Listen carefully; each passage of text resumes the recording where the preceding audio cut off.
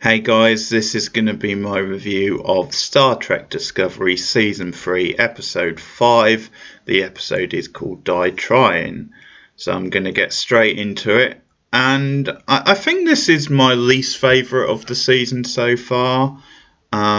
Just because things are getting a little bit repetitive and with certain plots. I mean, this is another storyline where the characters kind of beam down onto another planet. It's a new planet, and they're kind of there's a tension between whether they can be trusted by the people on that planet, and it's like another new species. And also you get the whole plot of now Discovery crew have arrived at Starfleet, so there's automatically questions marked from the authorities there whether they can be trusted, can they be useful, that so I think those plots have already appeared quite a lot in this season, so I think a little bit repetitive, and I just wasn't as into this one as some of the others.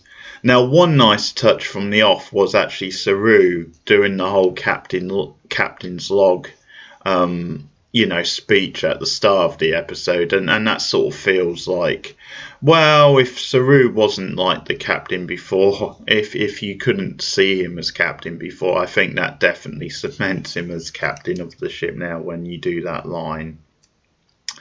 But yeah, the whole plot of the episode is that they arrive at Starfleet now in this future, and immediately they're sort of put through their paces. They're questioned about like how they got there, the back history, who they are exactly. Obviously, the fact that they've got access to like the dilithium and all this sort of thing.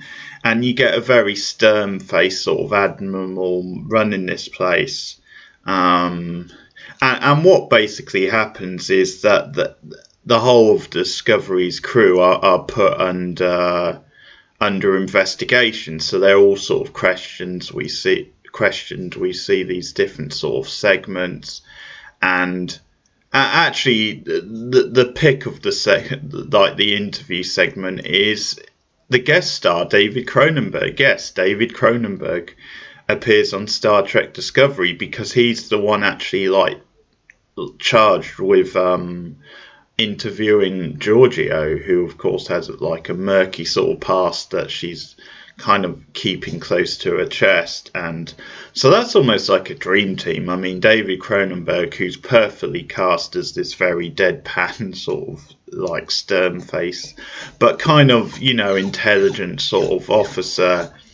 He's come here, shut up.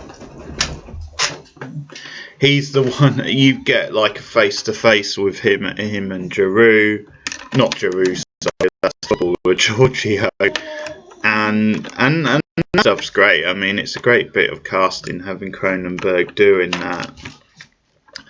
But another good part of those scenes is that at first, like Georgiou's like being questioned by these sort of like artificial like intelligent things, and she kind of figures out that if you blink a lot you can like frustrate them, you can like cause them to malfunction. So she well, like whenever they ask her a question, she blinks sort of incessantly and they start flickering at, and it's kind of her way of getting around like answers, which is great. But she has a tougher time with the Cronenberg character.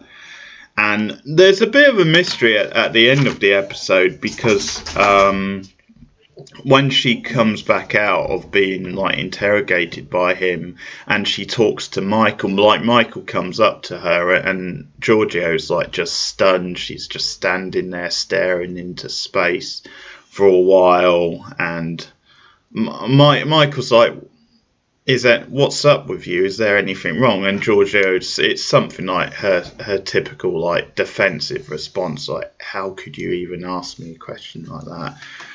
So I think we're definitely meant to assume that something happened in that interrogation with the Cronenberg. I'm just going to call him Cronenberg because why the hell not? With that character, so he did something to her, which at some point will be revealed. But as I said, there's various things that the Discovery is like there at this point until like the Admiral of Starfleet is convinced that they are who they say they are and they can be of use. He basically decides to split them up, and so the future of them as a crew is like at jeopardy. And obviously Saru and Michael both make the point that, hey, we've got technology that could be of value for you. And it's that whole Star Trek thing about keeping the crew together and teamwork, and how things are you get the best results by working together. But it's that they're making the point that we need to keep the crew together. But at least initially they're saying, no, we're going to split them up. We're going to interrogate them, but we're also going to assign them different roles. And then that's kind of reversed at the end of the episode, because when Michael, Saru and Nom go on this mission to this other planet, then that kind of the success they have on that mission kind of talks like the Admiral into saying, no, okay, we see your value. But there's sort of this compromise where he says, okay, we'll keep you together, but you can only do missions as appointed by me, sort of thing. And I think one of the strong parts about the episode is that, like, the tug of war between Michael and Saru, because Michael wants to do things her own way, and she obviously, the whole burn issue gets brought up again. She wants to investigate and find out what happened to the burn, because again it gets mentioned a few times in this episode, and there's all this dilemma over what caused it. And so Michael is trying to push that angle that, hey, I can actually find out these answers if you let me do my own thing, my own mission.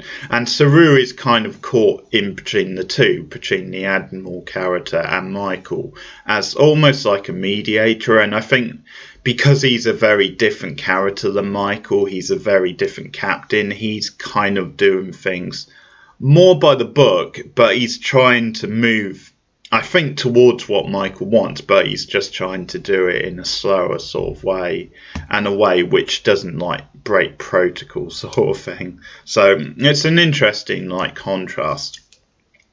One thing I think drags the episode down, I think, is that the Admiral character is really boring. He's like really stone faced, and there's not a lot of charisma to him. I think you believe him as an admiral, as that sort of role. I think he looks and sounds like that, very sort of monotone. But the trouble is that, yeah, there's no real charisma or excitement to him. There's not really a presence to him, a menace, which I think this sort of character needs, because I think the idea is that there could be something a bit, uneasy about him, something a bit sort of sinister and murky. So I was kind of bored by him. Obviously, he might get better. I hope he does. But I think he was one of the downsides of the episode, definitely. And then you do get this mission. And I mean, what happens is they basically get Norm to go with them, or Nam, to go with them onto this planet. And because it's a planet where her species like reside, and that they need intelligence for like future like discoveries and experiments. So that's why Nam goes with like Michael, and I think it's Saru, the other one. But anyway, what happens is like one of her race, that being Nam's, he gets caught in the crossfires of like a stream of a beam up sort of thing, and as a result he's like caught between like life and death, and his family has been killed, and he doesn't realize that they've been killed. And basically the Admiral of Starfleet in that he wants what's on the planet sort of thing. So they basically have to bring this guy down and kind of help him come to terms that sadly your family has died and stuff, and Nam obviously speaks the language and understands the culture, so it's another look at a different sort of culture. And I think the visuals are well done with him caught in between like these phases. And at one point they beam back up, or they don't beam up, but they talk to Tilly like on the Starfleet ship. And she uses some of her expertise, so that's quite well done. It's a good way to keep like Tilly involved and some of the others. But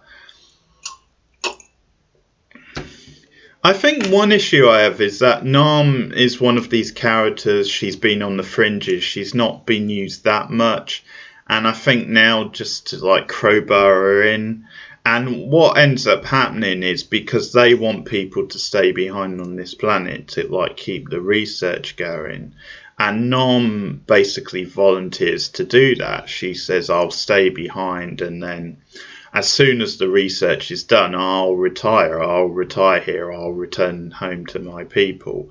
And they agree to this, and that seems to be the end of her story on the show. And I just thought, well, we haven't really gotten to know her that much. It seems a little bit rushed. I'm kind of guessing that the actress maybe wanted out, or maybe they just planned to return to her in another episode. I mean, maybe this will become a thing they go back to when they need to go to this planet or something. But it just felt a bit random and a bit rushed the way they were sort of writing her out. But who knows? They might go back to it, but that's the episode. It's not a great episode. I think it's definitely one of the weaker ones of this season. I think the season as a whole had got off to a really good start. The last couple, I think, have been a bit more hit and miss, but we'll see how things go.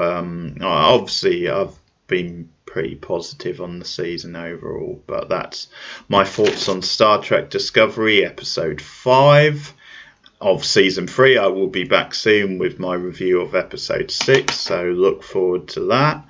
Also, I'm doing His Dark Material, second series of that, so you can look forward to that on the channel.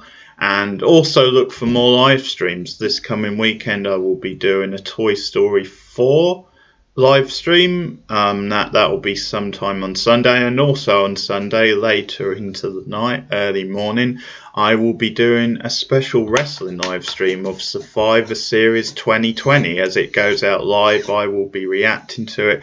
That will be over on my other channel, the wrestling channel, which is Old School Wrestling Rambles. So look out for those live streams. But thanks for listening. Like and subscribe if you are new to the channel, and I'll be back soon with more TV reviews. Goodbye.